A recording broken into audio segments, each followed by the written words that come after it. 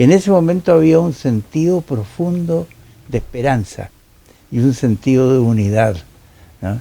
Y ese sentido de esperanza, ese sentido de unidad, yo creo que se trasuntaron en dos cosas que a mí y a un grupo de los que habíamos estado dirigiendo eso, naturalmente, nos tocó vivir y percibir.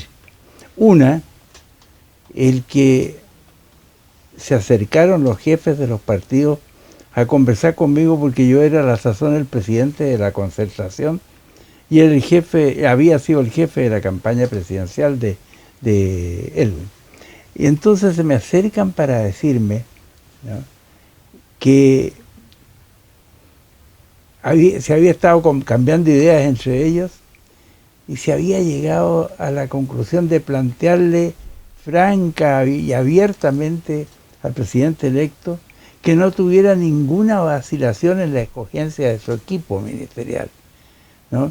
Que no pensara que había o podría haber representación de los partidos o no, que nosotros pensábamos que aquí lo que debía imperar era el más completo sentido de unidad y de respaldo al jefe del Estado, en el sentido de que no vacilara, que en función de unidad él tendría el más absoluto imperio y libertad para los efectos de elegir a su ministerio. Lo que fue una cosa notable, que al mismo Patricio Aylwin le llamó la atención muy positivamente. Y no fue una cosa que se proyectara ni que se quisiera proyectar, simplemente que se quería expresar al jefe del Estado como una manera de que éste pudiera tener la libertad más absoluta para decidir. Fue una gran cosa. Y segundo, que cuando organizamos entre los que estábamos a cargo de todo ese sistema de organización, de todas estas cosas de culminación del proceso para que asumiera el presidente de la República, se resolvió, y en verdad a mí me tocó un poco sugerirlo. ¿Por qué? Porque hacía muy poco tiempo me había tocado asistir a la toma de posesión del mando del nuevo presidente de Costa Rica. Sí.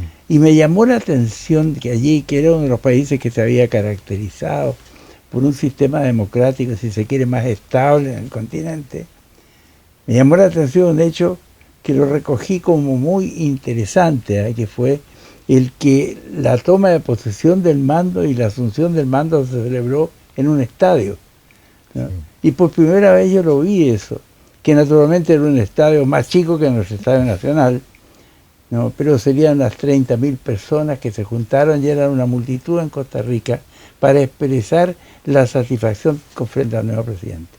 Yo les dije, oye, ¿por qué no hacemos eso aquí?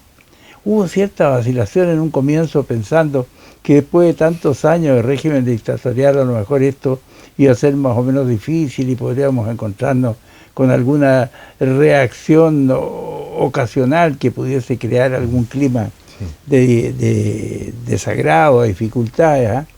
Pero yo pensé que era tan grande lo que en aquella época se materializaba en esa frase que corrió tanto, ustedes deben recordar, la idea ya viene, que yo pensaba que lo único que se iba a dar ahí era justamente entusiasmo y interés por esta democracia a la cual se llevaba después de tantos años. Y prevaleció afortunadamente ese criterio y se organizó por primera vez en Chile, en el Estadio Nacional, la recepción del nuevo presidente de la República, ¿no? Y donde Patricio Aylwin entró del brazo de su esposa por la puerta de la Maratón, ¿no? Y atravesó todo el terreno del estadio, de la cancha, hasta llegar a la tribuna presidencial. Y aquello fue una cosa realmente inolvidable. Y fue un acto con la espontaneidad de mucha música, de mucha expresión de alegría, y de representantes, que eso fue una cosa notable, de todos los países que asistieron, representados al más alto nivel, ¿no?, a la toma de posesión del mando de él, ¿no? Yo le digo, mire, fue tan grande eso que yo no lo olvidé nunca, porque yo como ministro de Relaciones Exteriores tuve que estar allí, en eso, en la recepción de toda la gente. Llegaron, sin excepción, todos los jefes de Estado de América, ¿no? Eso no se había visto nunca en Chile. Hasta el vicepresidente de Estados Unidos, sí, ¿no? Pero llegaron todos los jefes de Estado de América, ¿no? de países con los cuales no había habido representación diplomática, como por ejemplo en esa época México, cierto. y otros con los cuales la dictadura no había tenido relaciones. Sin embargo, allí llegaron. Entonces, el recibir a todos los jefes de Estado en un acto de esa índole fue hermosísimo. Yo recuerdo que en el acto presidencial, después de eso, cuando asumió Elwin allí en ese acto, y cuando habló allí a todo ese mundo, en un momento él habló del sentido de unidad y dijo que él quería pensar en la necesidad de unir al régimen chileno, dejando de lado odios, rencores, ¿no? Estoy hablando de una unidad total, Sí. fuerzas civiles y fuerzas militares. Y en ese momento se produjo como una especie de murmullo, ¿no?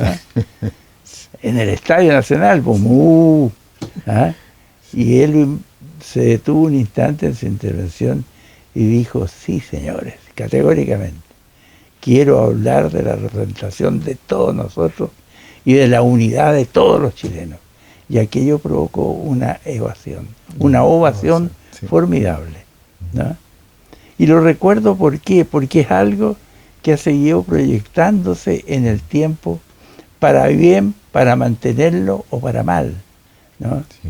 Y a veces ese sentido de unidad no se ha logrado materializar así después, ¿no? Sí. Costó, por ejemplo, el que hoy exista un sentido de unidad entre civiles y militares, Sí. que yo creo que afortunadamente se ha obtenido, pero ha habido todavía vacilación.